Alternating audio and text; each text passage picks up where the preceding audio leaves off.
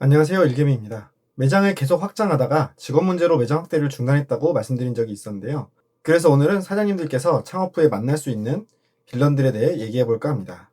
이야기를 하기에 앞서 대부분의 직원들은 잘해주고 있고 고마운 직원도 많습니다. 그렇기에 매장도 돌아가고 저도 더 신경 쓰려고 노력하고 있습니다. 하지만 빌런들이 비율은 적어도 빈도가 잦고 하나하나 타격이 크기 때문에 초기 사장님들 심적으로 매우 지치고 현타가 올 수 있습니다. 초기에 빌런들을 만나더라도 더 많은 열심히 하는 직원들을 보며 이겨내시길 바라며 제가 겪었던 일들을 바탕으로 말씀드려 보겠습니다. 첫 번째, 가장 흔한 유형은 추노 직원입니다. 하루나 짧게 며칠 일하고 연락 없이 안 나오는 것은 너무나 당연한 일상적인 일입니다. 연락을 종일 안 받다가 월급날 되면 월급에 안 들어왔냐고 연락 오는 것도 일상적인 일입니다. 더한 경우는 아침에 출근해서 교육을 받고 점심 먹는다고 나가서 안 오는 경우도 있습니다. 두 번째, 좋은 게 아닌 유형. 직원 업무 시간은 매장 마감 시간보다 30분 더 잡아두고 청소 마무리 시간으로 하고 있었습니다. 주문 마감 후에 바 청소는 미리 하더라도 고객님들이 아직 앉은 상태에서는 홀 청소를 할 수 없으니 추가 시간을 확보하여 업무를 배정하고 있었습니다. 그런데 카페 홀 정리라는 게 중간중간 바닥에 떨어진 쓰레기를 미리미리 정리하기도 하고 마감 직전에 손님이 적게 오거나 바닥에 이물질이 많지 않으면 바닥 청소만 하면 빠르게 끝나는 날도 있습니다.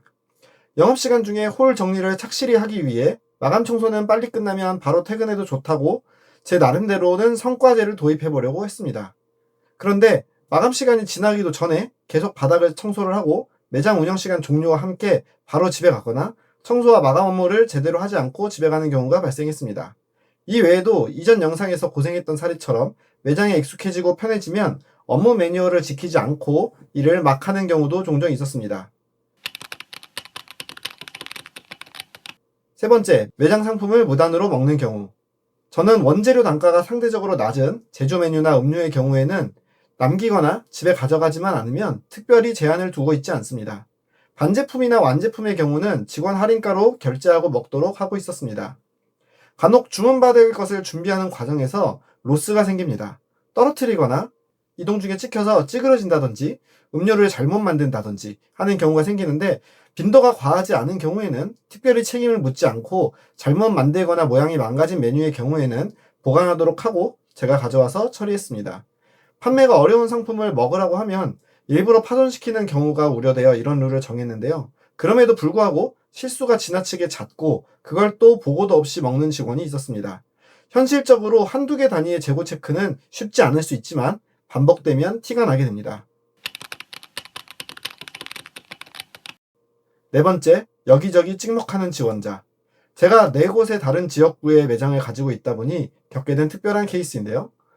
부모님이 카페를 차려준다고 1, 2년 배워보기 위해 왔다며 항상 성실하다는 이야기를 많이 듣고 약속은 항상 지킵니다 라며 지원했던 직원이 있었습니다. 하루하고 안 나왔고요. 2주쯤 뒤에 다른 매장에 지원서가 들어왔습니다. 지원서에는 항상 성실하다는 이야기를 많이 듣고 약속은 항상 지킵니다가 복붙되어 있는 채로요. 수년간 채용 과정을 겪다 보면 어느 정도 감이라는 게 생깁니다. 아무리 봐도 오래 일할 것 같지는 않은데 매장 4곳에 공고가 뜨는 대로 모두 지원을 하는 친구도 있었습니다. 이력이나 전공, 프로필 사진 등을 보면 도저히 올 것 같지 않았지만 또 절실한 상황일 수도 있으니 한번 얼굴이나 보자 싶어서 문자를 보냈습니다. 하지만 역시 답은 안 왔고요. 다른 매장에도 지원했길래 똑같은 문자로 똑같이 번호를 보내봤지만 역시 답이 없었습니다. 또 한 번은 경기도 지원자들의 사례입니다. 인접한 경기도의 경우 대중교통 접근성이 어느 정도 있어서 지하철을 타고 출근하거나 강남에 있는 경우에는 학원을 다니는 사람도 있어서 멀어도 지원을 했나보다 하고 면접을 위한 문자를 보냈습니다. 날짜까지 잡고 면접은 나타나지 않았습니다. 면접 날짜까지 잡고 나타나지 않는 사례가 너무 잦아서 네이버 카페나 주변 사장님들에게 물어보니 구직수당 요건이 완화되면서 면접 날짜가 잡힌 문자만으로도 구직 활동을 인증할 수 있어서 그럴 수 있다고 했습니다. 하지만 아직까지도 이 매장 저 매장 계속 지원하던 친구는 왜 그랬는지 알 수가 없습니다.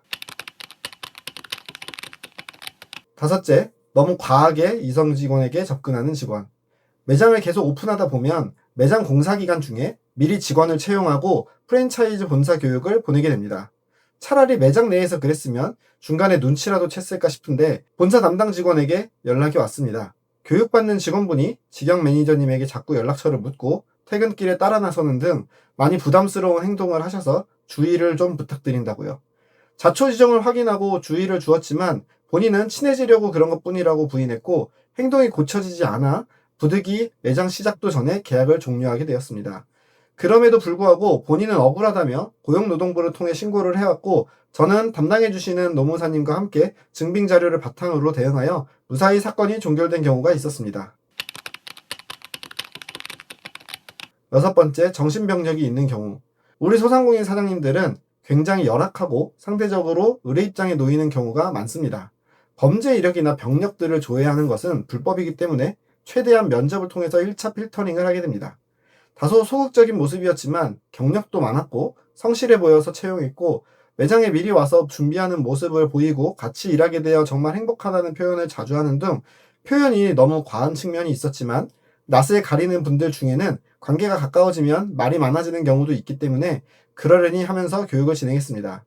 교육기간 중에는 특별한 이상을 발견하지 못했고 잘 적응해 나가는 것 같아 교육을 마치고 다른 직원들과 함께 근무를 시작하게 되었습니다.